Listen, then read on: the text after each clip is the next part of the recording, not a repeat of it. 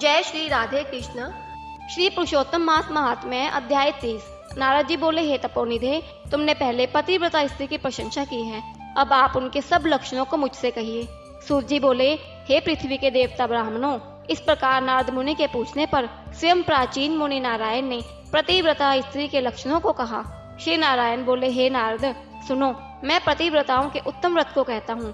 पति कुरूप हो, कुत्सित व्यवहार वाला हो अथवा स्वरूपवान हो, रोगी हो, पिशाच हो, क्रोधी हो, मद्यपान करने वाला हो, मूर्ख हो, मूक हो, अंधा हो अथवा बधिर हो, भयंकर हो, दरिद्र हो, कुपन हो, निंदित हो, दीन हो, अन्य स्त्रियों में आसक्त हो, परंतु सती स्त्री सदा वाणी शरीर कर्म से पति का देवता के समान पूजन करे, कभी भी स्त्री पति के साथ कठोर व्यवहार नहीं करे, बाला हो, युवती हो अथवा वृद्धा हो, परंतु स्त्री स्वतंत्रता पूर्वक अपने गृह में भी कुछ कार्य को नहीं करे, अहंकार और काम क्रोध का सर्वदा त्याग कर पति के मन को सदा प्रसन्न करती रहे और दूसरे के मन को कभी भी प्रसन्न नहीं करे। जो स्त्री दूसरे पुरुष से कामना सहित देखी जाने पर, प्रिय वचनों से प्रलोभन देने पर अथवा जन समुदाय में स्पर्श होने पर विकार को नहीं प्राप्त होती है, तो स्त्रियों के शरीर में जितने रोम होते हैं उतने 1000 वर्ष तक यह स्त्री स्वर्ग में वास करती है।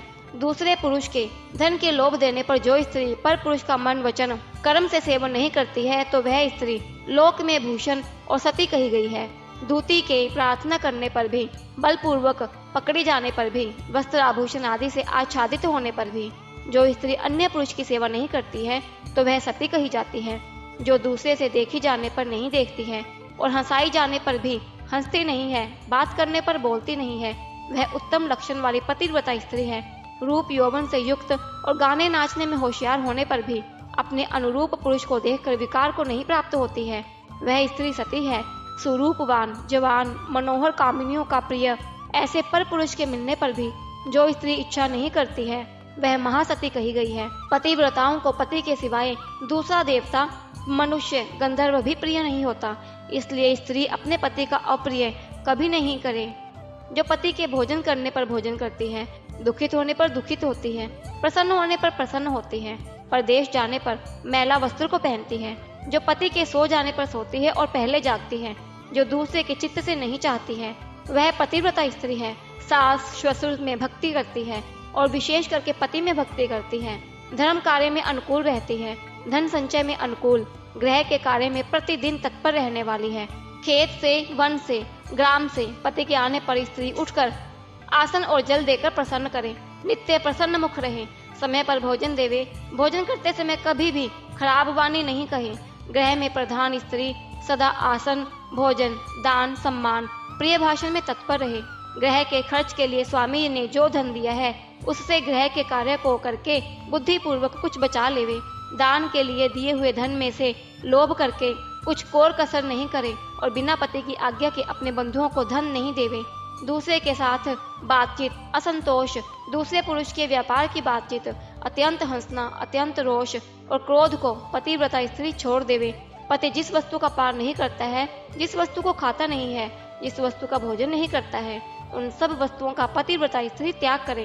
तैल लगाना, स्नान, शरीर में उपटन लगाना, दांतों की शुद्धि पतिव्रता स्त्री पति की प्रसन्नता के लिए करे।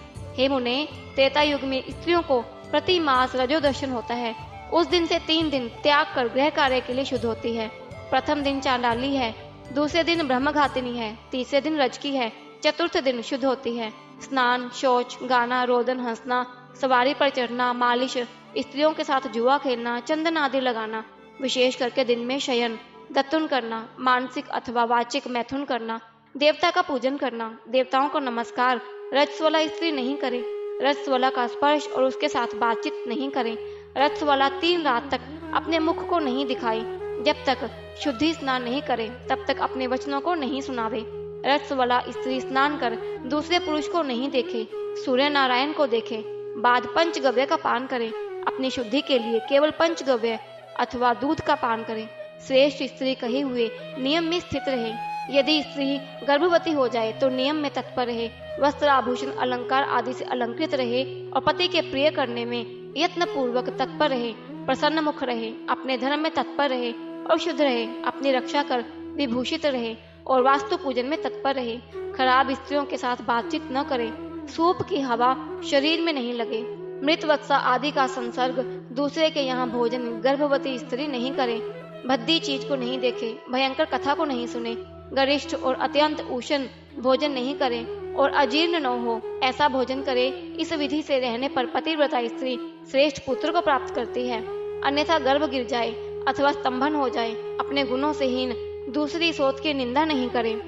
ईर्ष्या राग से होने वाले, मत्सरता आदि के होने पर भी सोत स्त्री परस्पर में अप्रिय वचन नहीं कहे, दूसरे के नाम का गान न करे और दूसरे की प्रशंसा नहीं करे, पति से दूर वास नहीं करे, किंतु पति के समीप में वास करे और पति के कहे हुए स्थान में पृथ्वी पर पति के सामने मुख करके वास करे।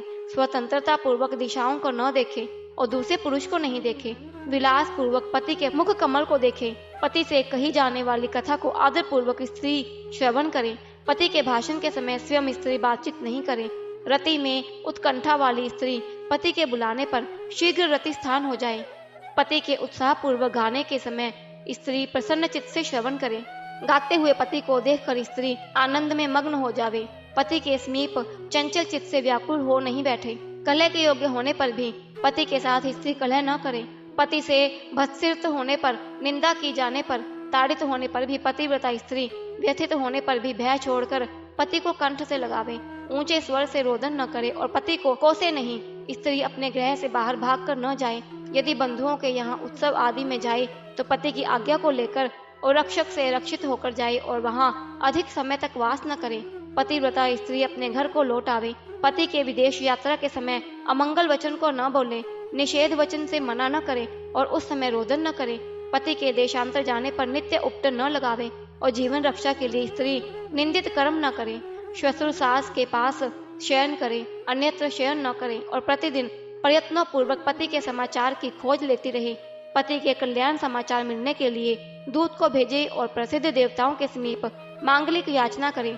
पति के प्रदेश जाने पर पतिव्रता इस प्रकार के कार्यों को करे: अंगों को न धोना, मलिन वस्त्र को धारण करना, तिलक न लगाना, आंजन न लगाना, सुगंधित पदार्थ माला आदि का त्याग, नख बाल का संस्कार न करना, दांतों में मिस्सो आदि नहीं लगाना, ऊंचे स्वर से हंसना, दूसरे से हंसी, दूसरे की चाल व्यवहार का विशेष रूप से चिंतन करना, स्वच्छंद भ्रमण करना, दूसरे पुरुष के अंगों का मर्दन करना, एक वस्त्र से घूमना, लज्जा रहित होकर चलना इत्यादि दोष स्त्रियों को अत्यंत दुख देने वाले कहे गए हैं।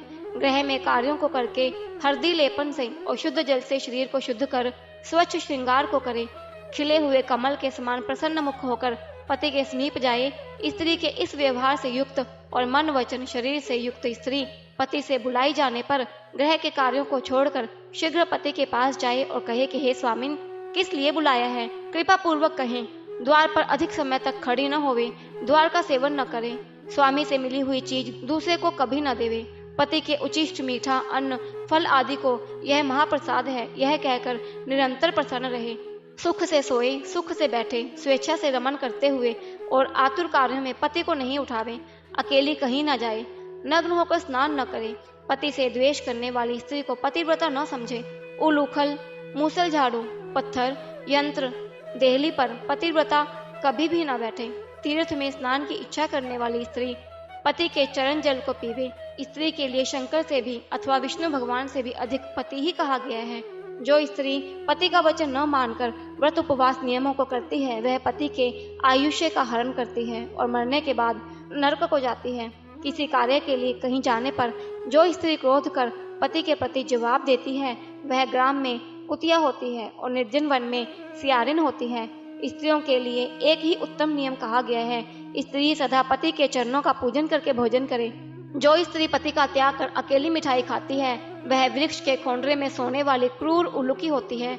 जो स्त्री पति का त्याग कर अकेली एकांत में फिरती है वह ग्राम में सूकरी होती है अथवा अपनी विष्ठा को खाने वाली गौ होती है।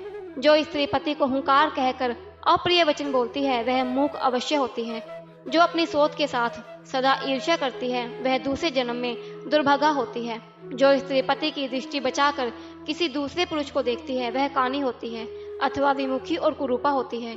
जो स्त्री पति को बाहर से आया हुआ देखकर जल्दी से जल, आसन, तांबुल, व्यंजन, पैर को दबाना आदि अत्यंत प्रिय वचनों से पति की सेवा करती है वह स्त्री पतिव्रताओं में शिरोरतया के समान पंडितों से कही गई है। पति देवता है, पति गुरु है, पति धर्म तीर्थ व्रत है, इसलिए सबका त्याग कर एक पति का ही पूजन करें। आशीर्वाद को देने वाली एक माता को छोड़कर दूसरी स्त्री के आशीर्वाद को भी सर्प के समान त्याग देवे। ब्राह्मण लोग विवाह के समय कन्या से एक प्रकार कहलाते हैं कि पति के जीवित तथा मृत दशा में सहचारिणी हो, इसलिए अपनी छाया के समान पति का अनुगमन करना चाहिए। इस प्रकार पतिव्रता स्त्री को भक्ति से सदा पति के अनुकूल होकर रहना चाहिए। जिस प्रकार सर्प को पकड़ने वाला बाल पूर्वक बिल से सर्प को निकाल लेता है, उसी प्रकार सती स्त्री यमदूतों से छुड़ाकर पति को स्वर्ग ले जाती है। यमराज के दूत दूर से ही पतिव्रता स्त्री को देखकर पाप कर्म करने वाले भी उसके पतित पति को छोड़कर भाग जाते हैं। जितनी अपने शरीर में रोम की संख्या है, उतने 10 कोटि वर्ष पर्यंत पतिव्रता स्त्री पति से साथ रमन करती हुई स्वर्ग सुख को भोगती है। विधवा स्त्री सर्वदा सिर के बालों को मुंडा देवे, एक बार भोजन करे, कभी भी दूसरी बार भोजन नहीं करे।